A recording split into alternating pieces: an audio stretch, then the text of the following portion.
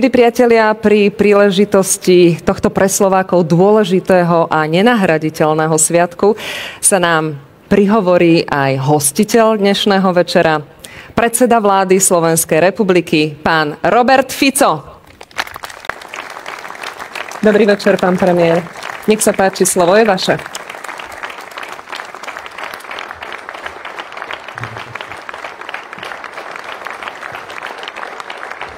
Ďakujem pekne. Ďakujem pekne.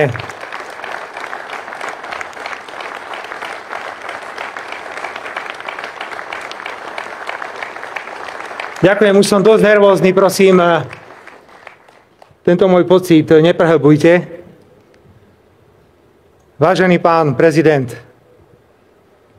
vzácni hostia, drahé Slovenky a drahí Slováci, nedalo mi, aby som aspoň na chvíľku neprišiel sem hore na Devín na oslavy významného štátneho sviatku. Dovolte mi, aby som zablahoželal celému Slovensku k štátnemu sviatku, ktorý patrí medzi najvýznamnejšie a ktorý je najviac zapísaný v súvislosti s našou históriou. 5. júla minulý rok sme boli v Nových Zámkoch a slúbili sme, že celoštátne oslavy svätého Cyrila a Metoda vrátime tam, kam patria, sem na Devín. A preto som veľmi rád, že sme tu, na mieste, kde sa pod nami stretáva rieka Morava s Dunajom, kde si symbolicky podávajú ruky a kde ako brat a sestra pokračujú spolu ďalej na východ. Na východ, odkiaľ došlo na naše územie v minulosti veľa múdrosti, ale došla aj sloboda. Drahé Slovenky, drahí Slováci, sviatok svätého Cyrila a Metoda má podstatne širší rozmer ako iba rozmer náboženský. Je to sviatok celého slovenského národa. Je to sviatok celého Slovenska. Ale je to aj určite sviatok celého slovanstva. Ja som sa rozhodol, že nebudem dnes nosiť drevo do lesa. Vychádzam z toho, že v mentálnej výbave každého z nás sú základné údaje o tom, čo sa to vlastne udialo v 9. storočí. Napriek tomu však chcem povedať, že stojíme tu dnes tak isto, ako tu stáli naši predkovia pred viac ako 1000 rokmi. Prosím, nenechajme si vziať túto kontinuitu. Obyvatelia, ktorí obývali Devín, Nitru, vtedy Nitravu, Bratislavu a ďalšie známe miesta na Slovensku, na území Slovenska, to boli naši predkovia. Oni potom nevymreli ako nejakí brontosaury a po nich sa narodili nejakí noví starí Slováci, ktorí nemali nič spoločné s Veľkou Moravou. Kto nechce vidieť kontinuitu slovenských a slovanských dejín, kto toto všetko nechce vidieť, tak nevie, čo má robiť so slovenským národom, čo má robiť so Slovenskom a musím povedať, že často nevie ani čo má robiť sám so sebou. Ľudia, ktorí tu boli v 9. storočí, boli naši predkovia a my sme ich potomkovia. Na tomto nikto nič nemôže vyšpekulovať a prosím, túto kontinuitu fantastickú slovenských a slovanských dejín si prísne chráňme, nemôžeme v žiadnom prípade o ňu prísť.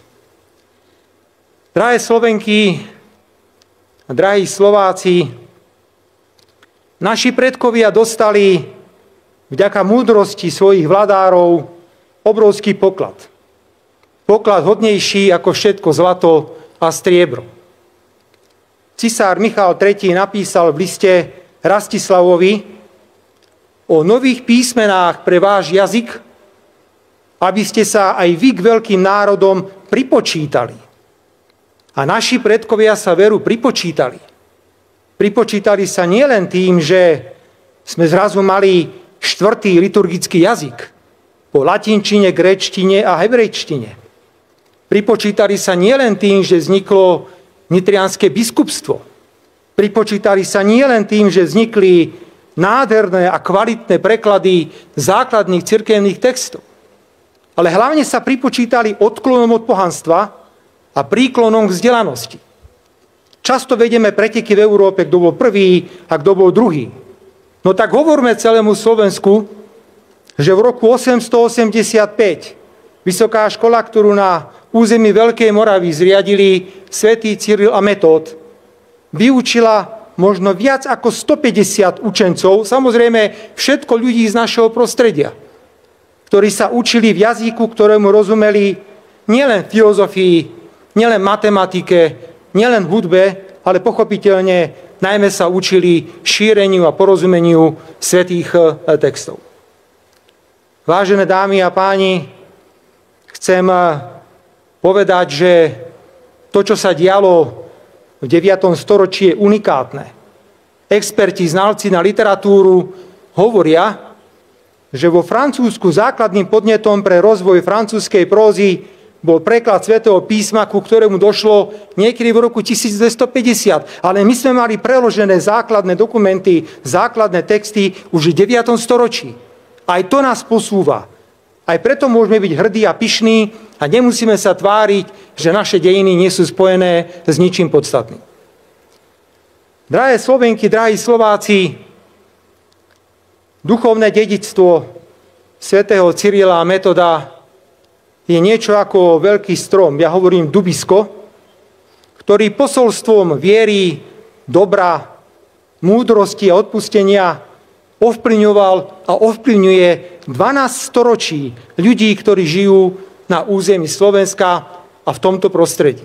12 storočí. Viete, netreba byť špeciálne veriaci, aby sme pochopili, že najzákladnejšie ľudské hodnoty majú svoju spirituálnu hodnotu a svoju spirituálnu podstatu. V jednom z rozhovorov, ktorý som mal s kardinálom Korcom, mi povedal veľkú múdrosť. Pán premiér, cirkev nechce ani nebude riadiť štát, ale veľmi ťažko sa dá riadiť štát bez hodnôt, ktoré šíri spoločnosti cirkev.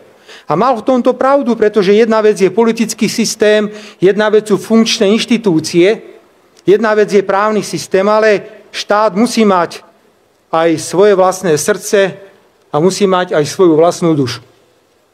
Áno, Ústava Slovenskej republiky hovorí veľmi jasne, že naša krajina nie je viazaná na žiadnu ideológiu ani na žiadne náboženstvo. To je pravda, ale to neznamená, že budeme hluchí a slepí k minulosti. Hlásim sa k tomu hrdo, rustikálny ľavicový politik, sociálny demokrat, ktorý sa často dostáva do sporov so svojimi kolegami v európskom priestore pre suverénne postoje v zahraničnej politike, ale aj pre konštruktívny prístup, pokiaľ ide o spoluprácu s cirkvami na Slovensku. A tá spolupráca fungovala a funguje. Ja si pamätám najmä džentlmenskú dohodu, ktorú sme uzatvorili s nebohým kardinálom Korcom, kedy sme jasne povedali, že nebudeme zasahovať do záležitostí cirkví a cirkvi nebudú zasahovať do záležitostí svetských.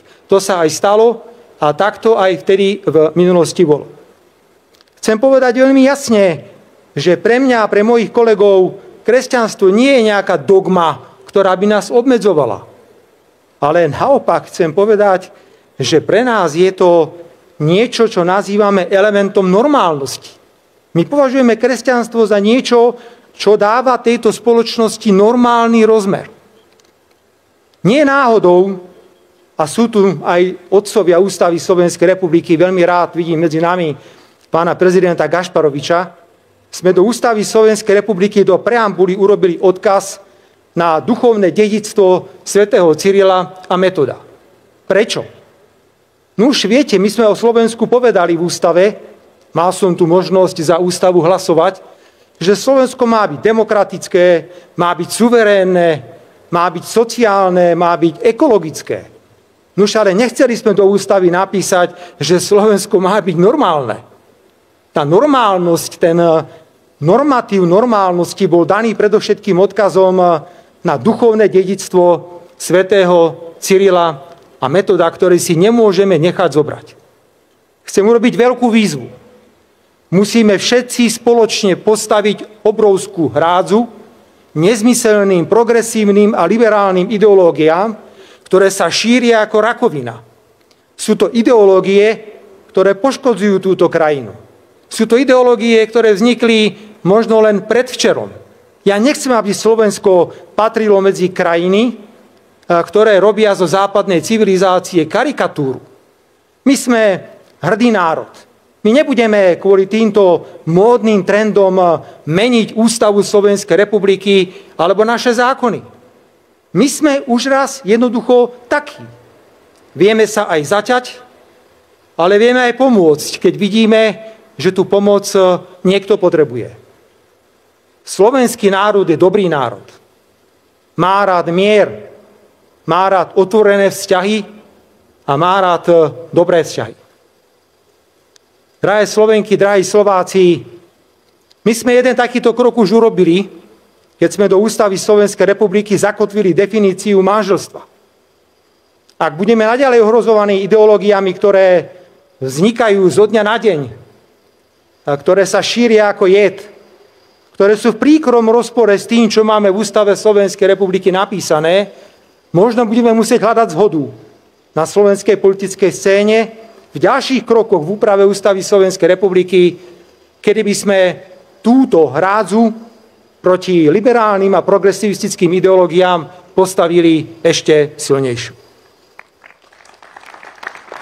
Vzácni hostia,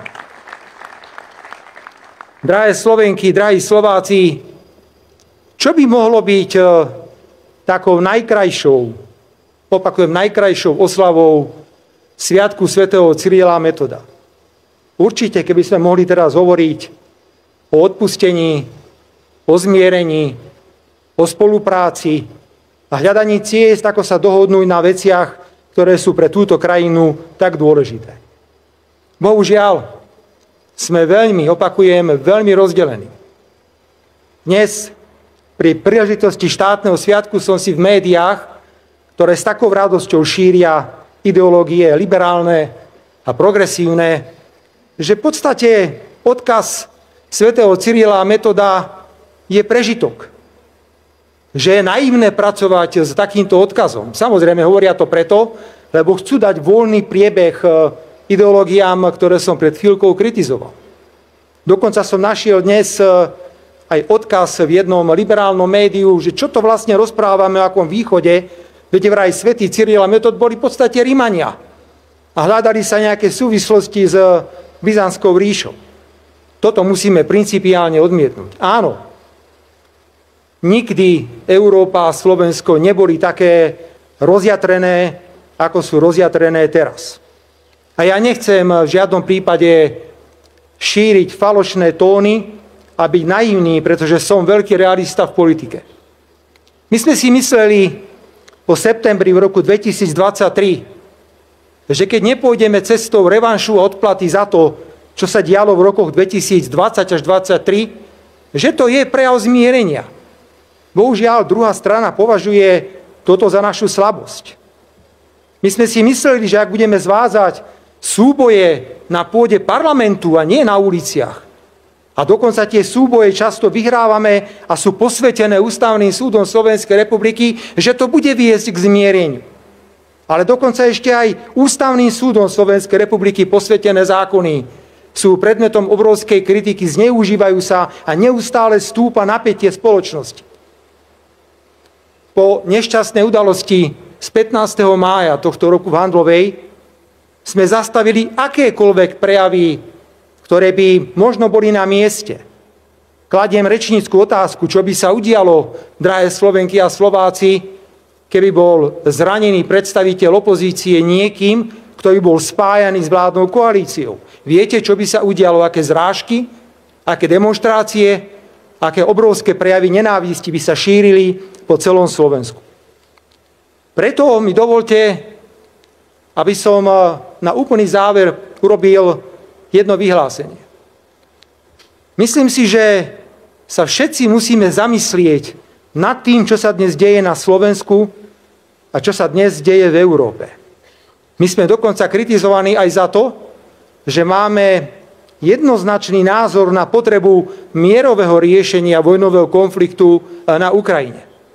Mimochodom, prepáčte mi za úprimnosť, chcem vysloviť obdiv maďarskému premiérovi Viktorovi Orbánovi za to, že neváhal a išiel aj do Kieva, aj do Moskvy. Keby mi to môj zdravotný stav umožňoval, veľmi rád by som sa k nemu pripojil.